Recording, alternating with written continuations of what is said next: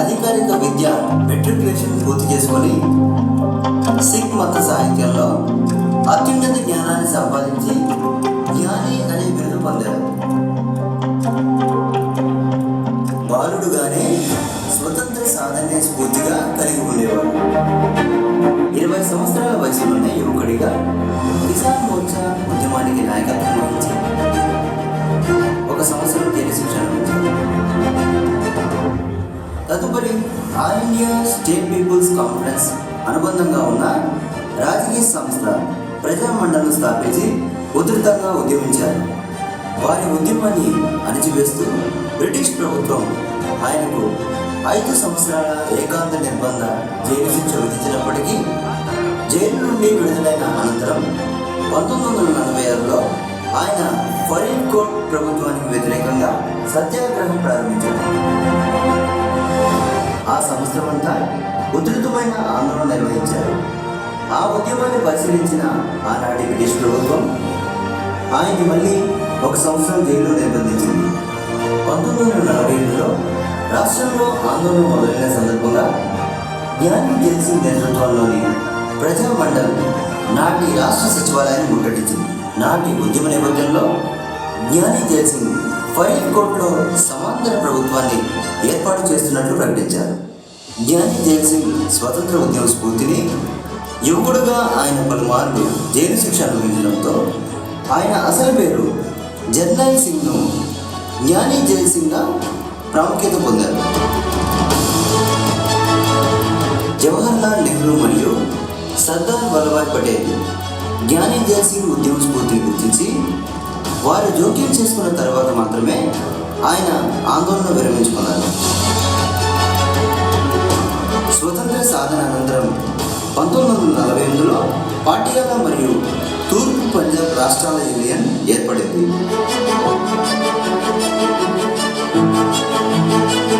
1949 నుండి 51 వరకు జ్ఞాని జైల్ సింగ్ రాష్ట్ర ప్రభుత్వంలో రెవెన్యూ మరియు వ్యవసాయ శాఖ మంత్రిగా అనేక భూ సంస్కరణలు తీసుకొచ్చి అమలు చేశారు. 1956 నుండి 62 వరకు రాజ్యసభ సభ్యునిగా సేవలందించారు. 1962 నుండి 67 వరకు పంజాబ్ రాష్ట్ర మంత్రిగా సేవలందించారు.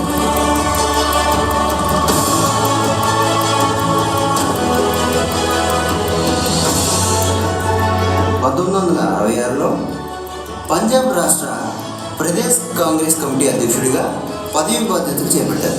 కాంగ్రెస్ పార్టీని బలోపేతం చేసి 1970 వరకు పంజాబ్ రాష్ట్రానికి బీసీ వర్గాల నుండి ముఖ్యమంత్రి కావడం అదే ప్రథమం. పంజాబ్ ల్యాండ్ రిఫార్మ్ యాక్ట్ రూపొందించి 1972లో అమలు చేశారు. ముఖ్యమంత్రిగా అనేక సంస్కరణలను ఆయన పాలనలో రూపొందించారు. వాటిలో ప్రముఖంగా పంజాబీ సిక్కులకు మరియు వాల్మీకులకు రిజర్వేషన్ కల్పించారు. స్వతంత్ర సమయంలో జీవితకాలపు పింఛన్ను అమలు చేశారు.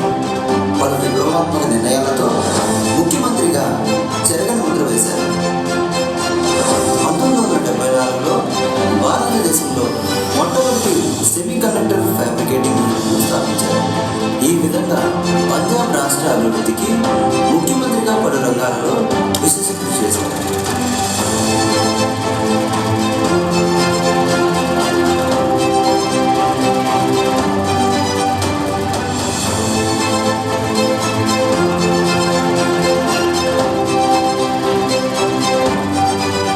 తదుపరి 1980లో ప్రధానమంత్రి ఇందిరాగాంధీ క్యాబినెట్లో కేంద్ర హోంశాఖ మంత్రిగా సేవలందించారు.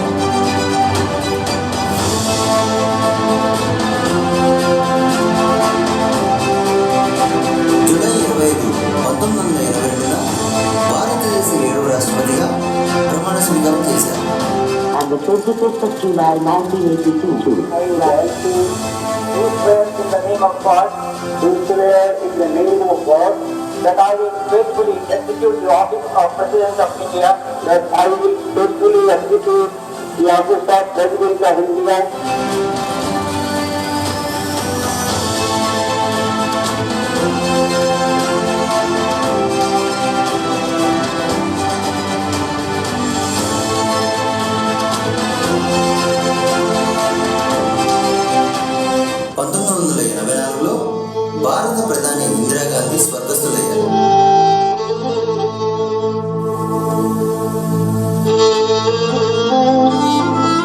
ఇందిరాగాంధీ కుమారుడు రాజీవ్ గాంధీని ప్రధానమంత్రిగా ప్రమాణ స్వీకారం చేయించారు.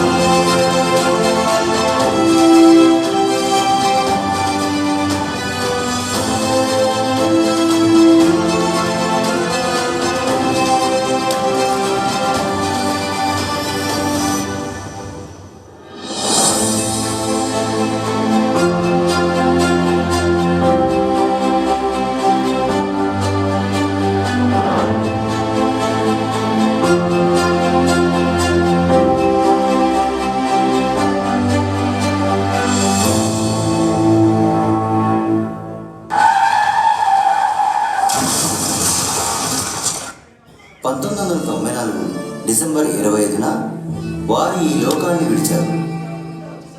వారు ఈ లోకాన్ని విడిచిన చిరస్మరణీయులుగా ప్రతి భారతీయుడి హృదయాల్లో నిలిచారు.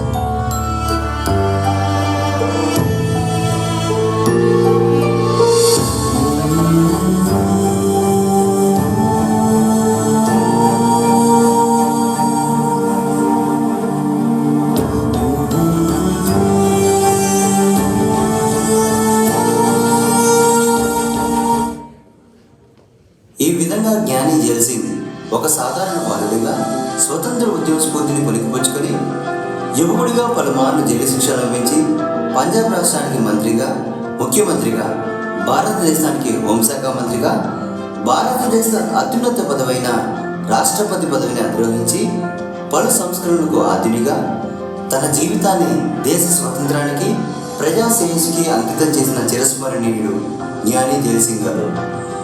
వారి స్ఫూర్తిని కొనసాగిస్తున్న వారి వారసులైన national OBC Mahasangh vice president Inderjit Singh గారి చేతుల మీదుగా నేడు ఈ పురస్కారం అందుకోవడం మనందరి అదృష్టం.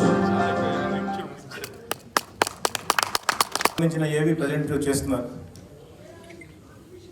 Artificial intelligence. సో చందనోత్సవంపై ఆయన చేసినటువంటి మంచి దీన్ని మనం ఈరోజు తెలియజేస్తాం.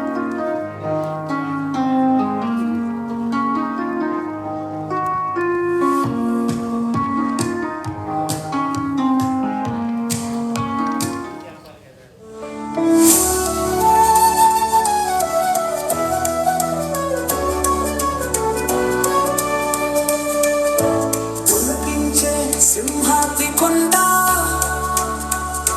మెట్టు మెట్టుకు పసుపు పూలదండ పరవశించే ప్రకృతి భక్తులకు అండదండ గుబాళించే సతంగల సువాసన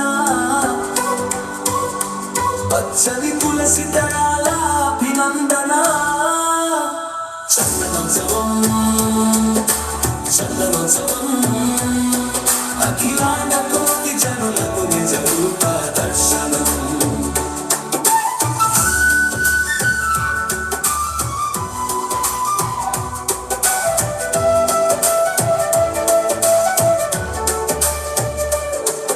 ఎరుపెక్కిన సూర్యుడు చందనం కురిపిస్తున్నాడు, అప్పన్న కొడద్దుల కోలాటం బారులు తీరిన జనం ఏమని వర్ణించను సింహాద్రి వాస కోరిన కోర్కెలు తీర్చే లక్ష్మి శ్రీనివాస అమోఘం నిజ రూప దర్శనం అద్భుతం దివ్యోత్సవ సంబరం వెళుతున్నాం నీ చల్లని చందన ఆశీస్సుల కోసం చందనోత్సవం చందనోత్సవం అఖిలాండ కోటి జనులకు నిజ రూప దర్శనం.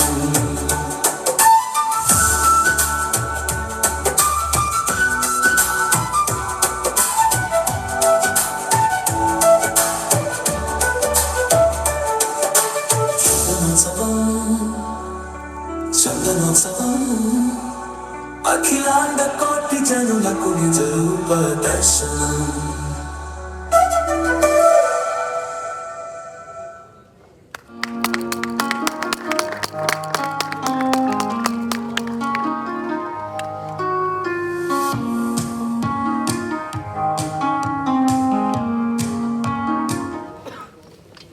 देवासमगत्यन्त विश्वे अजस्य नापावद्ये कमर्पितं यस्मिन्निदं विश्वं भुवनमधिश्रितं विश्वकर्माय जनिष्ठदेव आदिद्गन्धर्वो अपवद्वितीयः तृतीयः पिता जनित औषधीनाम् अपाङ्गर्भं यददात्तुरत्र चिद्गुंसिद्गणकौक्षवृक्ष आसी यदोद्यावा पृथिवी निष्ठदक्षुः मनीषिणो मनसा उच्यते दद्यतिष्ठद्भवनानि धारयन् याते दामानि परमानि याव माया मध्यमा विश्वकर्मण्युदेमा शिक्षा सखेभ्यो हविश्वदाव स्वयं यजस्वतनुमं जुषानः वाचस्पतिं विश्वकर्माणमूतये मनोयजं वाचे अद्याहुवेम स नो नेतिष्ठा हवनानि जोषते विश्वशम्भुरवसे साधुकर्म विश्वकर्मा हविषा మీరు వచ్చినందుకు ముఖ్యంగా మీకు ఆ యొక్క శుభాకాంక్షలు అభినందనలు. అలాగే ఈరోజు ఈ కార్యక్రమానికి విచ్చేసిన ముఖ్య అతిథులు గౌరవనీయులు మాజీ శాసనమండలి చైర్మన్, ప్రస్తుత ఆంధ్రప్రదేశ్ సలహాదారులు మైనారిటీల వ్యవహారాలు ఎంఏ షరీఫ్ గారిని వేదిక మీదకి రావాల్సిందిగా ఆహ్వానిస్తున్నాం.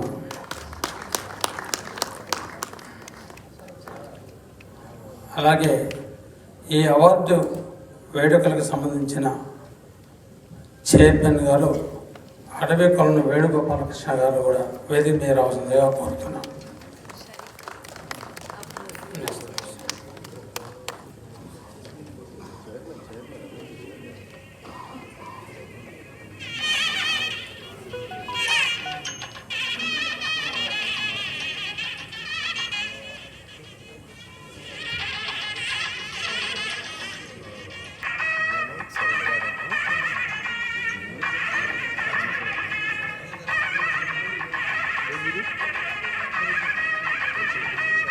ఈరోజు మరి ప్రెస్లో పనిచేసే వాళ్ళందరూ కూడా మరి ఉన్న వాస్తవాల్ని తప్పుల్ని మరి ఎంచుతూ మరి మంచిని ప్రోత్సహించే రకంగా చాలామంది చేస్తుంటారు.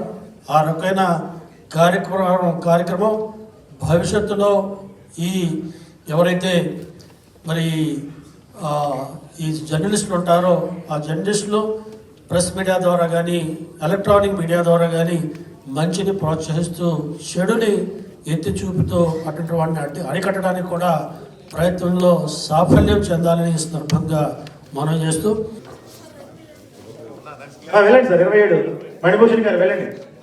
28 కూడా ఇవ్వండి అమ్మా. కొల్లూరు సత్యనారాయణ గారు.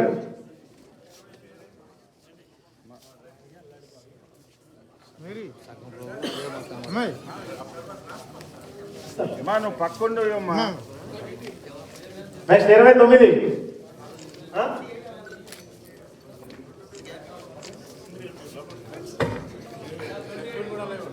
కొల్లూరు సత్యనారాయణ గారు 28